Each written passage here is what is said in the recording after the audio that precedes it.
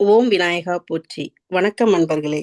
நாம இன்னைக்கு பார்க்க போறது சனி 4ஆம் வீட்டுல இருக்கிறதுனால ஏற்படும் பலன்கள் பற்றி பார்க்கலாம். இப்ப நம்ம கூட இணைஞ்சிருக்கிறவங்க டாக்டர் கலா. வணக்கம் கலா. இன்னைக்கு நம்ம பார்க்க போகிறது 4ஆம் வீட்டில் சனி இருந்தால் என்ன பலன்னு. முழு பலன் தெரிஞ்சுக்க சனி எந்த ராசியில் இருக்குது, எந்த நட்சத்திரத்தில் இருக்குது, எந்த கிரகத்து கூட இணைஞ்சிருக்கு, அண்ட் எந்த கிரகத்தோட பார்வை அது மேலே இருக்குது, இதெல்லாமே நம்ம பார்க்கணும். பட் இன்னைக்கு நம்ம ஒரு ஜென்ரல் எக்ஸ்பிளனேஷன் பார்க்க போகிறோம். ஸோ 4ஆம் வீடு என்னெல்லாம் குறிக்கும் அப்படின்னு பார்த்தீங்கன்னா, அம்மா, அம்மாவோட அன்பு, வீடு, கம்ஃபர்ட், அப்புறம் மன அமைதி இதெல்லாம் குறிக்கும். ஆம், சனி இங்க வந்தா குடும்பம் வெறும் சந்தோஷமான இடம் அப்படின்னு சொல்ல முடியாது.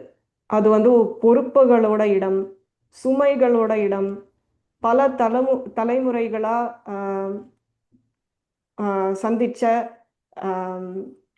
கான்ஃப்ளிக்டோட இடம், பாரங்கள், பல தலைமுறைகளோட பாரங்கள், அவங்களோட கதைகள், இதெல்லாத்தையோட இடம். ஸோ இவங்களுக்கு சின்ன வயசுலயே வாழ்க்கைனா ஒரு சிம்பிள் விஷயம் கிடையாது அப்படின்னு சின்னத்துலேயே தெரிஞ்சிடும். சிலருக்கு வீடு ஒரு ரொம்ப கட்டுப்பாட்டான இடமா இருந்திருக்கலாம். சில பேருக்கு குடும்ப சூழல் கொஞ்சம் கனமாக இருந்திருக்கலாம். சிலருக்கு நான் தான் எல்லாரையும் கவனிக்க வேண்டும், யாரும் என்ன கவனிக்க போறதில்ல அப்படின்னு ஒரு ஃபீலிங் இருக்கலாம். உதாரணத்துக்கு வயதான தாத்தா பாட்டி இருந்திருக்கலாம், உடம்பு சரியாத பேரண்ட்ஸ் இருந்திருக்கலாம். இது வேர்ஸ்ட் கேஸ் சொல்கிறேன், பட் இது ஜென்ரலாகவே ஒரு ஃபீலிங்காக கூட இருக்கலாம். லைக் என்னை நான் மற்றவங்கள டேக் கேர் பண்ணோம், மற்றவங்க என்ன டேக் கேர் பண்ண மாட்டாங்க அப்படின்ற ஒரு ஃபீலிங் இருந்திருக்கலாம். இவங்க குடும்பத்தை பற்றி ரொம்ப பேச மாட்டாங்க, ஆனால் குடும்பத்தோட தாக்கத்தை ஆழமாக உணர்ந்திருப்பாங்க. ஏன்னா சில காயங்களை நம்ம வார்த்தையால சொல்ல முடியாது. அண்ட் சில குடும்ப கதைகளை கிளறாம இருந்தாலே அவங்களுக்கு ரொம்ப நிம்மதியா இருக்கும். 4ஆம் வீட்டு அம்மாவுடனான உறவு, குடும்ப பழக்கங்கள், தலைமுறையா இருக்கிற நம்பிக்கைகள், இது எல்லாத்தையும் நீங்க ஒரு நாள் கொஸ்டின் பண்ண வைக்கும். நம்ம ஏன் இப்படி வாழறோம், இந்த பழக்கம் தப்புன்னு தெரிஞ்சும் ஏன் விடாமல் நீங்கள் பண்ணிகிட்டே இருக்கீங்க, மாற்றிக்க மாட்டேங்கிறீங்க,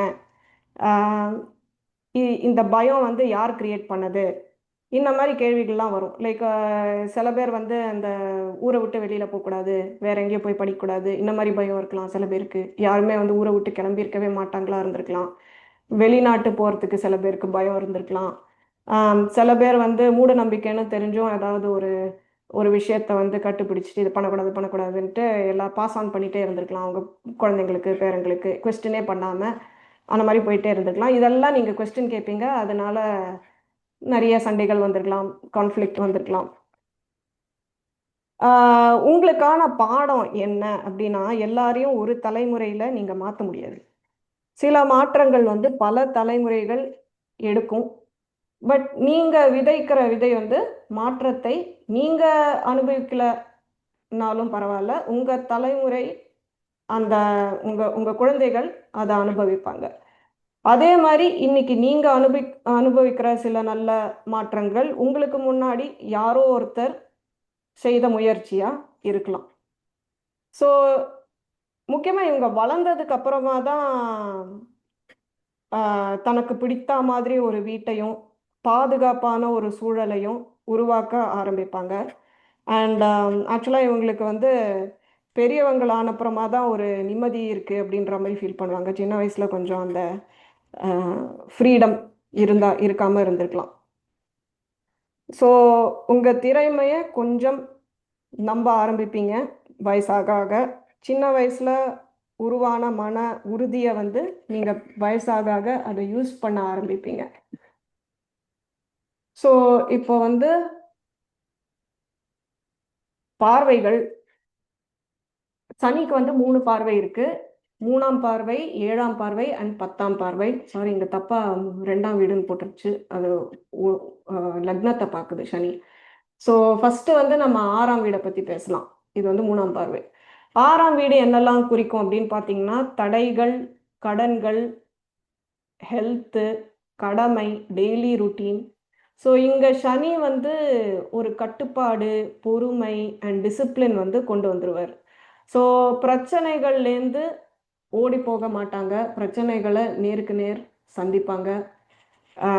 அண்ட் ரொம்ப பொறுமையாக இருப்பாங்க டெய்லி ருட்டீனில்.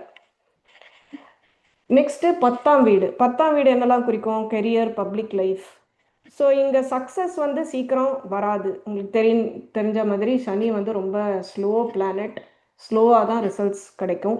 ஸோ இங்கே டக்குன்னு லக்கில் எதுவும் நடக்காது. நிறைய தடைகள், மாற்றங்கள் வேலையில் வரலாம்.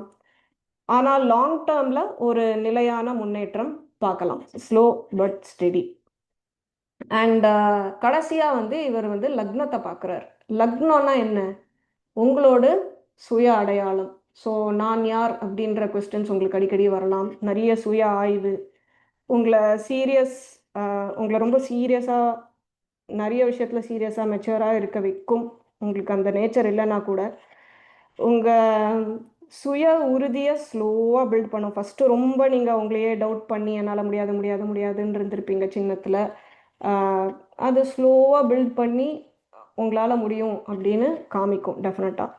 ஸோ ஃபைனலி 4ஆம் வீட்டில் சனி இருக்கிறவங்க, நீங்கள் சுமந்த பாரம் ஒரு நாள் உங்கள் பலமாக மாறும்.